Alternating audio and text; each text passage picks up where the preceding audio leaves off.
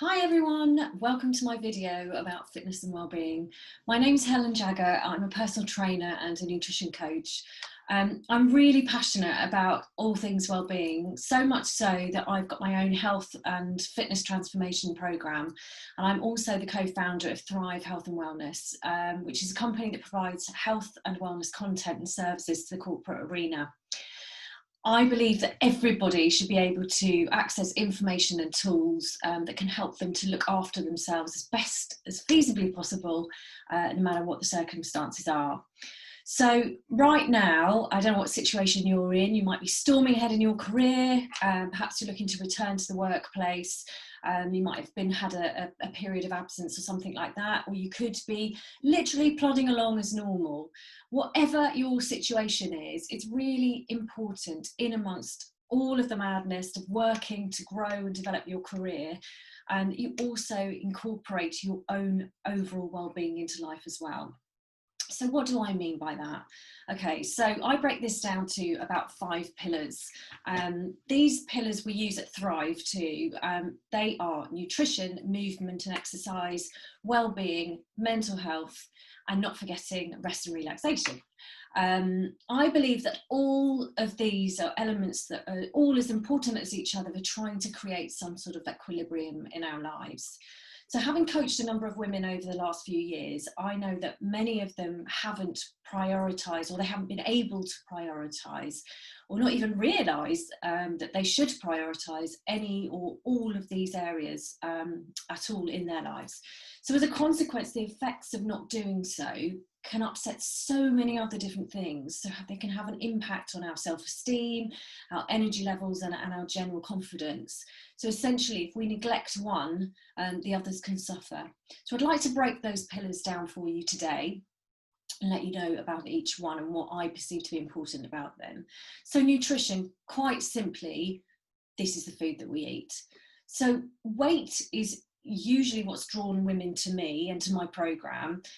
It's not that nobody knows how to eat well. There is a huge amount of information out there. Sometimes it's just knowing how to put it all together. Other times it's about stopping some or as many of the known bad eating habits as possible. So if I'm being brutal about it, if we're consuming large amounts of processed foods, alcohol on most days, and by that I mean refined carbs, sort of carb-loaded meals, lots of little snacks and unhealthy snacks that creep in, a glass of wine, that kind of thing, it's going to affect our weight on an ongoing basis. Our energy levels will be affected, and also how we perceive ourselves. And that can often be things like a painful comparison to others, develops into a distaste for ourselves, which, you know, that happens when, not to mention when we dress, and how we end up actually presenting ourselves to others as well. So it's really not about trying to be perfect. It's about being realistic and moderate in our approach to our diets. Everyone needs to feel human. We all need to have treats and not feel deprived, but it's how often those treats are creeping in, and are they actually sabotaging our attempts to change our physical makeup. Ultimately, the hope is that we feed ourselves in order to feel well, and that means that the lion's share of our diet should consist of mostly healthy proteins, lean proteins, unrefined fibrous carbohydrates, lots of fruit and vegetables, and an abundance of water. So the next pillar is movement and exercise, and this refers to our activities, whether they be fitness orientated, holistic practices, or other genres of movement, like dancing or something similar to that. Exercise requires energy, but it also delivers energies in heaps and bounds. Depending upon what you do, it can also give us strength and determination, and also a sense of achievement. It doesn't all have to be about jumping around and pumping weights, although exercises that generally raise our heart rate and strength exercises do bring about the best physiological results. But general movement provides mobility and stamina, and a whole load of other mental and physiological benefits too. So absolutely should be incorporating it into our daily lives somehow. So whether that's taking the stairs, going for a brisk walk, a bike ride, even that there's loads of apps out there now with like 10-minute workouts on them. Just be sure that we're doing something. And if you don't know, ask for help, ask for guidance. Nobody expects everybody to know everything. So if you don't know, ask someone who does. So well-being is the next pillar. It's quite an ambiguous phrase. It's thrown around quite a lot at the moment, but generally what I perceive it to mean is simply how we live our lives.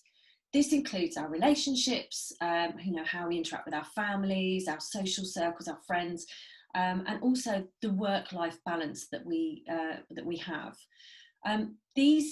All of these areas of our life contribute enormously to our sense of being well. So if you think about this in the sense of something like, how many times have you made an arrangement to see a friend or some group of friends and you've nearly cancelled because you really can't be bothered? But actually you have gone, and you only go and have the best time ever. A dinner with friends or even something like a family film night, if you're really lucky, a date night, can be the exact thing that you need to bring joy into your life. It's like a tonic, essentially. So not cherishing those things and making time for them is like removing a part of you. So this is the fun, light-hearted, relaxed, free version of you. So that brings me nicely onto rest and relaxation. Nowadays, especially whilst we've been in lockdown and working from home a lot more, there's been a massive sort of blur in when the working day starts and finishes. Whilst it's great that we're all able to enjoy more flexible working hours, it's become a bit more normal, put it that way. There also needs to be a real emphasis on ensuring that we include downtime in our day. We set a start and a finish time for our work, and we try and stick to it, because this allows our bodies and our minds to switch off. So whether it be reading a book, taking a bath, whatever your version of this is, rest and recovery and relaxation is absolutely essential for physical and mental health. So speaking of mental health, this is the final pillar. This is the one that I see as crucial to our overall well-being. It's often neglected, but actually this pillar is probably the most important one of all. Our mental health can dictate so much of how we think, how we feel, and how we interact with others. So ensuring that we give ourselves permission to confront issues that we might have around things like anxiety or depression, especially in the current climate, this is actually vital for preventing situations that come about from this, like burnout or breakdown. So how we feel about our lives, how we feel about others and ourselves determines so much. So acknowledging that it's important, that there's no shame in talking about it, and allowing the time and space in our lives to work on it, because sometimes we do really need to work on it, can be the making or breaking of us. So they're the pillars that I recommend that we as working women, we separate out and we ask ourselves if we really do allow time for each of them. So don't get me wrong, nobody's suggesting this, that we have all of our ducks in a row, we have everything down pat, because let's face it, shit happens. Things get lost in the flow of our daily life. We can't control everything, and we can't expect to be perfect. If you strive to be perfect, you're going to be likely hugely disappointed. It is really nigh on impossible to achieve, and certainly to maintain, and ultimately it's really not healthy or fun to try and be perfect. Just to give you a little story here, only the other week, my sister, who's also my business partner, we were in London. We had a number of meetings, and all back to back. We were charging around from one to the other. And we were laughing at the fact that we were supposed to be advocating health and wellness, but there we were at 4 o'clock in the afternoon. We've been on the go since before 8 o'clock in the morning. One of us was shoveling down like crappy, unhealthy snacks just to keep ourselves going. The other one literally hadn't eaten a single thing all day.